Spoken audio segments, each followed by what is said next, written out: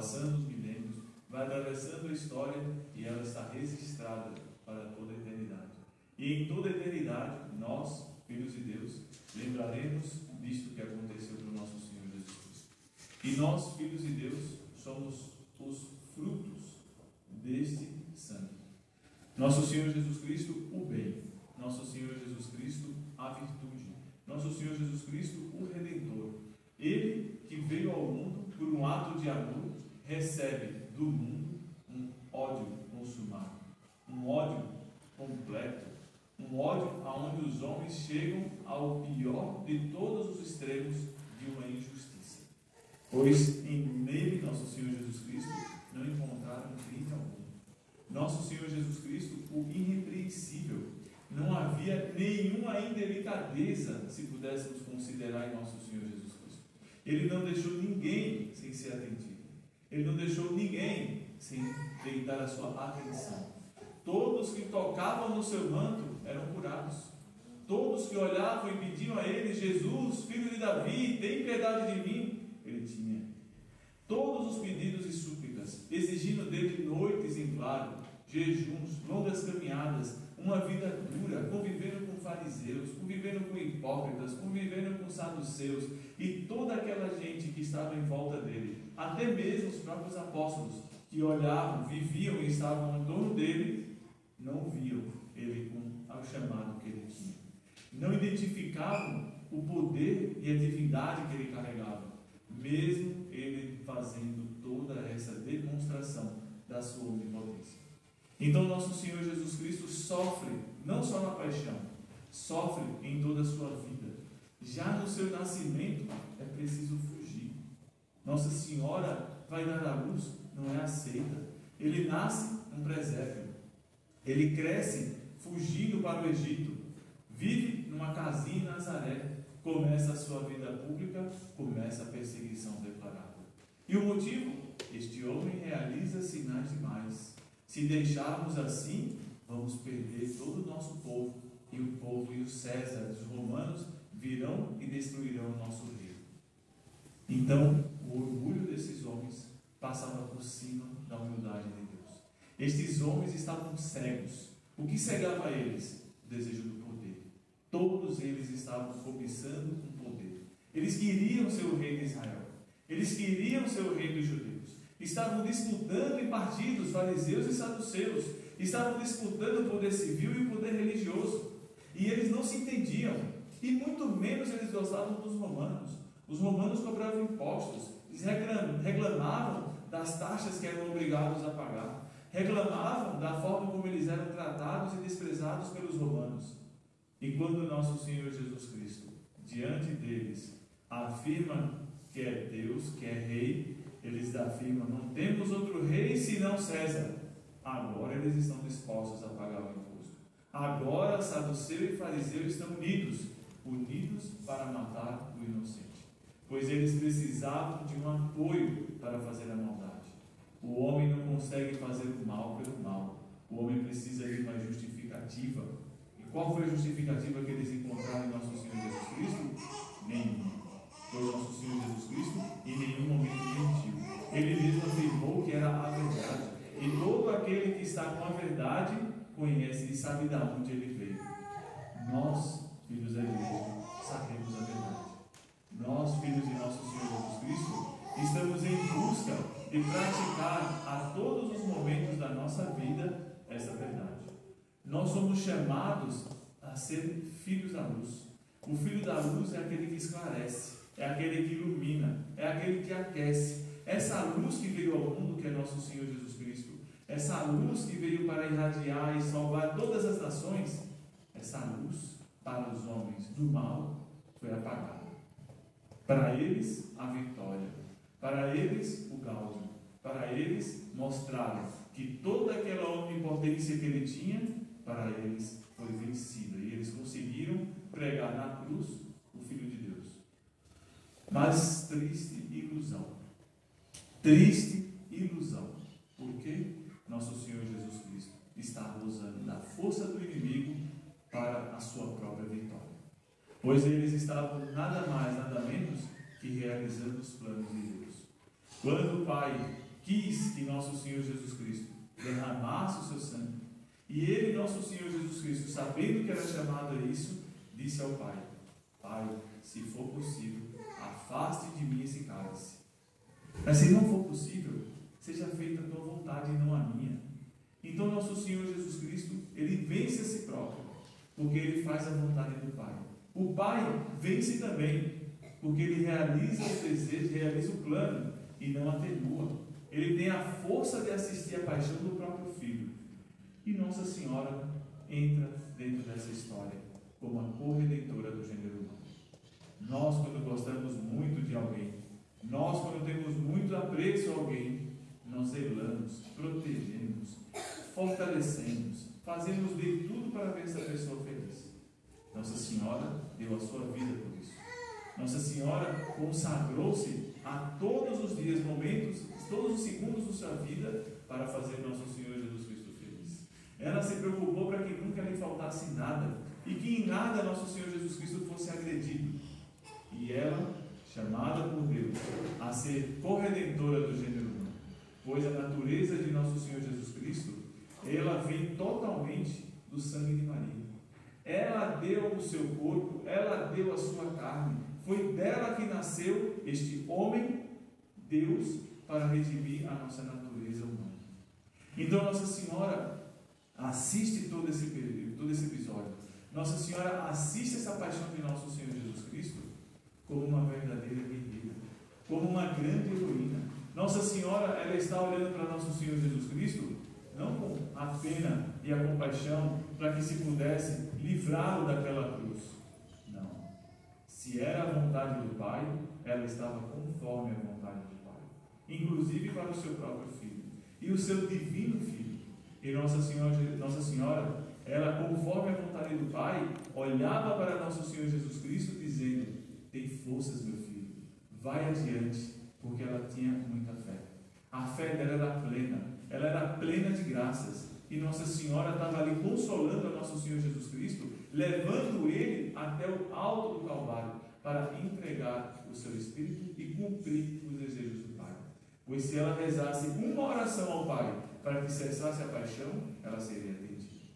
E Nossa Senhora, ela quis que o plano de Deus se cumprisse, porque ela veio ao mundo para cumprir o plano de Deus. Ela veio ao mundo para ser a mãe de Deus, e nosso Senhor Jesus Cristo veio ao mundo para resgatar o gênero humano.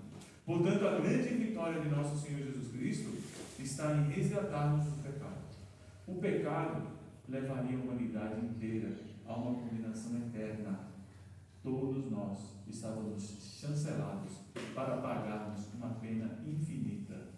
Todos nós nasceríamos, viveríamos, sofreríamos e cairíamos no inferno e passaríamos a eternidade inteira sofrendo.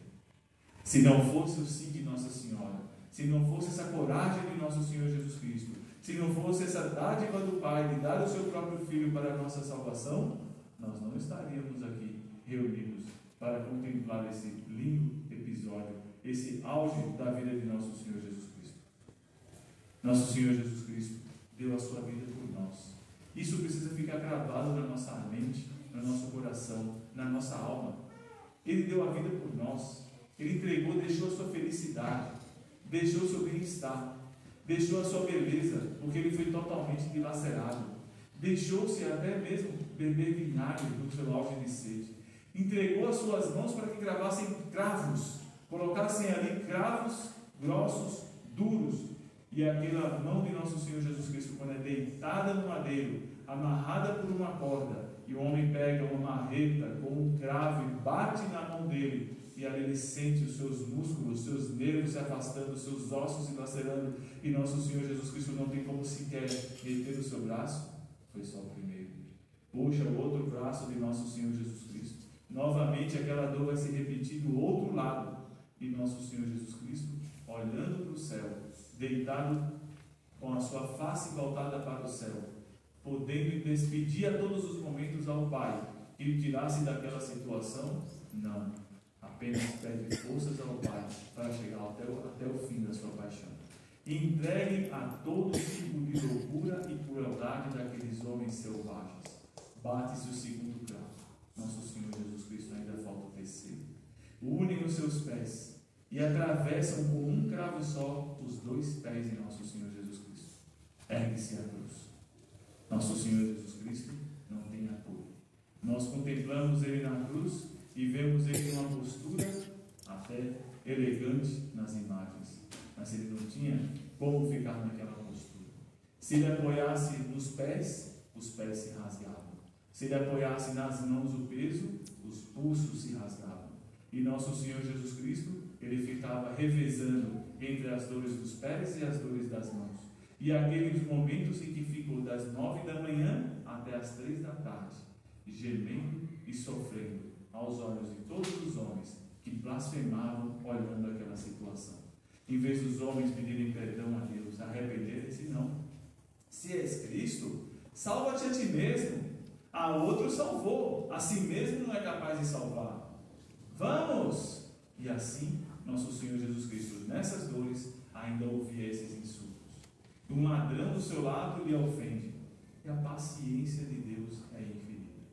Nosso Senhor Jesus Cristo olha tudo aquilo, ouve tudo aquilo, vive tudo aquilo, e olha para o alto e diz: meu Pai, perdoai-os, eles não sabem o que fazem. Como que nasce de um coração, depois de tantas dores, depois de uma traição, depois de tanto abandono, depois de tudo isso, uma súplica de perdão aos seus algozes? Na nossa vida, nós sabemos perdoar deste jeito? Será que nós aguentamos suportar os espinhos da vida, os cravos que nos são cravados no convívio, no relacionamento que nós temos neste mundo, para a salvação dessas pessoas que muitas vezes conosco são grosseiras? Será que nós temos a disposição de alma, a disposição psicológica, a disposição mental, a disposição física para estar do lado das pessoas que necessitam de nós para a sua salvação e nos incomodam por causa da sua forma inadequada de viver? Nós fugimos da cruz. Quando a cruz bate na nossa vida, eu seleciono as pessoas. Eu excluo do meu convívio aquelas pessoas que não me interessam. Eu me submeto àquelas pessoas por quem eu tenho interesse. Então a minha vida não está baseada no relacionamento com Cristo. A minha vida está baseada no meu egoísmo, nos meus planos, nos meus projetos, nas minhas realizações. Cristo na cruz pouco me interessa. Eu preciso fazer os meus negócios, eu preciso tocar a minha vida, resolver os meus problemas. Ele é Deus, Ele pode tudo, eu não posso nada. Ai de mim se eu não fizer as minhas coisas. Quantas vezes ouvimos isso no mundo? E essas frases, depois de toda a vida de nosso Senhor Jesus Cristo, ainda continuam a ofender Ele mesmo na eternidade. Então nós precisamos, enquanto filhos de Deus, mudar a nossa vida. Nós precisamos crucificar a nossa vida. Nós precisamos coroar de espinhos nossos pensamentos ambiciosos. Nós precisamos cravar cravos em nossas mãos para segurar os impulsos que nos levam ao pecado. Precisamos prender os nossos pés nos cravos para que eles não nos levem para o crime. Precisamos fazer com que o nosso corpo seja entregue totalmente à virtude, totalmente entregue à paixão de Cristo, totalmente posto ao serviço da igreja. Se eu não faço isso, eu estou tirando parte do sangue de nosso Senhor Jesus Cristo, como Judas, que ganhou 30 moedas para vender a Ele. 30 moedas para vender um Deus. E depois, uma consciência destruída. Nem sequer usou das 30 moedas. Devolveu para os fariseus. Eu matei o inocente. E corre para enforcar-se. O que mais doeu em nosso Senhor Jesus Cristo foi essa infidelidade final de Judas. Ele deveria ter corrido para a cruz, deveria ter se posto de joelho diante de Jesus e ter dito: Senhor, perdoa-me, eu sou culpado disso, eu venho aqui te pedir meu perdão. Seria com certeza a primeira absolvição sacramental dada a um dos apóstolos. Nós assistiríamos uma outra história da humanidade se ele tivesse feito isso. Nosso Senhor Jesus Cristo, quando faz o lava-pés, quando chama os seus apóstolos e vai lavando os pés, Judas estava no meio. Aqueles pés traidores que sairiam daquela ceia para vender a nosso Senhor Jesus Cristo foram lavados por nosso Senhor Jesus Cristo. Nosso Senhor Jesus se ajoelhou, lavou e osculou o pé do traidor sabendo que ele iria lhe trair. Nosso Senhor Jesus Cristo com isso nos deixa um exemplo, nos deixa uma relação por onde nós devemos fazer com que todas as pessoas acreditem sempre no perdão de Deus, pois nosso Senhor Jesus Cristo está disposto a lavar os pés até dos traidores. Nós apenas precisamos valorizar esse ato de nosso Senhor Jesus Cristo. Precisamos amar esse sacrifício divino para poder dar a nosso Senhor Jesus Cristo as alegrias que Ele espera. Só nós podemos hoje no mundo dar a alegria que Deus deseja. Nós, seres humanos, nós batizados, nós devemos progredir na virtude, progredir no amor a Deus e entregar a nosso Senhor Jesus Cristo totalmente. Fazer um exame de consciência, fazer um esquema, uma relação de nossa vida e colocá-la dia a dia em prática. E quando a cruz bater na nossa porta, osculá-la e assim dizer, seja feita a vossa vontade. Nós devemos pedir ao nosso Senhor Jesus Cristo que nos mande cruzes, que nos mande a força necessária, mas que nunca nos abandone espiritualmente. E Ele está sempre ao nosso lado. A igreja nasceu nesse momento. Nosso Senhor Jesus Cristo morre na cruz. 3 da tarde começamos essa cerimônia. Momento em que Ele entrega o seu Espírito. Momento em que nosso Senhor Jesus Cristo vai para o Pai. Neste momento, em vez de quebrarem as pernas, abrem do lado. Do lado sai uma gota de sangue e uma gota de água. Essa gota de sangue é a Eucaristia.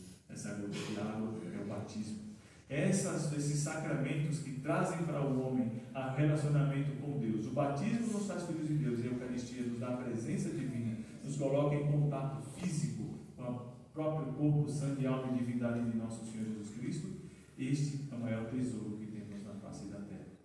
O maior valor, se no mundo inteiro houvesse apenas uma missa, houvesse apenas uma cerimônia ou uma única possibilidade de comungarmos, a fila para essa comunhão seria a maior de toda a história. Nos dias de hoje, nesse mundo de trevas, porque esse mundo de trevas, as pessoas sabem que só encontrarão bem-estar na Eucaristia.